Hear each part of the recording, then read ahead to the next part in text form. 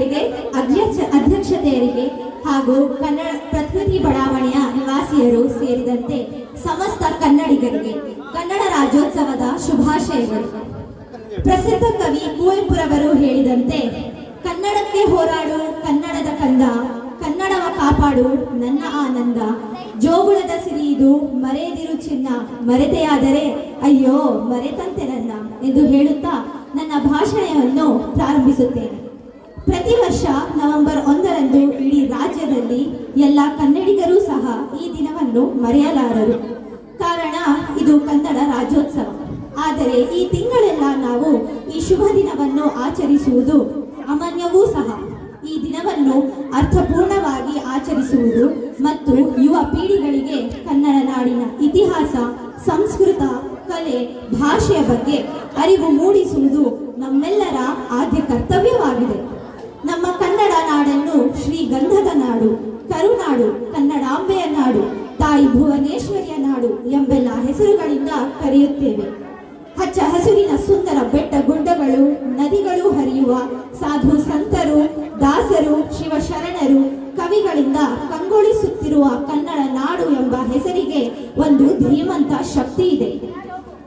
ಈ ಸುಂದರ ಸಮೃದ್ಧ ನಾಡಿನಲ್ಲಿ ಜನಿಸಿರುವುದು ನಮ್ಮೆಲ್ಲರ ಅದೃಷ್ಟ. ನವೆಂಬರ್ 1ರಂದು ನಾವೆಲ್ಲರೂ ಅತ್ಯಂತ ಸಡಗರ ಸಂಭ್ರಮದಿಂದ ಎಲ್ಲ ಜಾತಿ, ಮತ, ಧರ್ಮಗಳ ಜನರು ಸೇರಿ ಒಗ್ಗೂಡಿ ಕನ್ನಡ ರಾಜ್ಯೋತ್ಸವವನ್ನು ಆಚರಿಸುತ್ತೇವೆ. ಈ ದಿನ ಕನ್ನಡ ರಾಜ್ಯೋತ್ಸವ ಏಕೆ ಆಚರಣೆ ಎಂಬ ಬಗ್ಗೆ ತಿಳಿದುಕೊಳ್ಳದೇ ಇದ್ದಲ್ಲಿ ಈ ನನ್ನ ಭಾಷಣ ಬಹುಶಃ ಅರ್ಥಪೂರ್ಣವಾಗದು. ಅದರ ಬಗ್ಗೆಯೇ ಮಾತನಾಡುತ್ತೇನೆ. ನವೆಂಬರ್ 1ರಂದು ಕರ್ನಾಟಕ ರಾಜ್ಯೋತ್ಸವ ಅಥವಾ ಕನ್ನಡ ದಿನವೆಂದು ಆಚರಿಸಲಾಗುತ್ತದೆ. ಈ ದಿನವನ್ನು ಕರ್ನಾಟಕ ರಾಜ್ಯ ರಚನೆಯ ದಿನ ಅಥವಾ ಕರ್ನಾಟಕ ದಿನ ಎಂದು ಕರೆಯಲಾಗುತ್ತದೆ. 1956ರಲ್ಲಿ ದಕ್ಷಿಣ ಭಾರತದ ಎಲ್ಲಾ ಕನ್ನಡ ಭಾಷೆ ಮಾತನಾಡುವ ಪ್ರದೇಶಗಳನ್ನು ವಿಲೀನಗೊಳಿಸಿ ಮೈಸೂರು ರಾಜ್ಯವನ್ನು ರಚಿಸಲಾಯಿತು. ಆದರೆ ಮಾತನಾಡುವ ಭಾಷೆಯ ಆಧಾರದ ಮೇಲೆ ದೇಶದಲ್ಲಿ ವಿವಿಧ ಪ್ರಾಂತ್ಯಗಳು ರಚನೆಯಾದವು. ಇದು ಮೈಸೂರು ರಾಜ್ಯಕ್ಕೆ ಜನ್ಮ ನೀಡಿತು. ನವೆಂಬರ್ 1, 1956ರಂದು ಮೈಸೂರು ಸಂಸ್ಥಾನವು ಹಿಂದಿನ ಮೈಸೂರು ಸಂಸ್ಥಾನದ ಬಹುತೇಕ ಪ್ರದೇಶವನ್ನು ಒಳಗೊಂಡಿತ್ತು.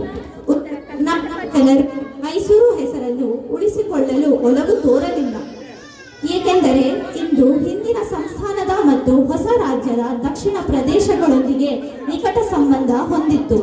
ಈ ಹಿನ್ನೆಲೆಗಳಿಂದ ರಾಜ್ಯದ ಹೆಸರನ್ನು ಕರ್ನಾಟಕ ಎಂಬ ನವೆಂಬರ್ 1ರಂದು 1973ರಂದು ಬದಲಾಯಿಸಲಾಯಿತು. ಈ ಮಹತ್ವದ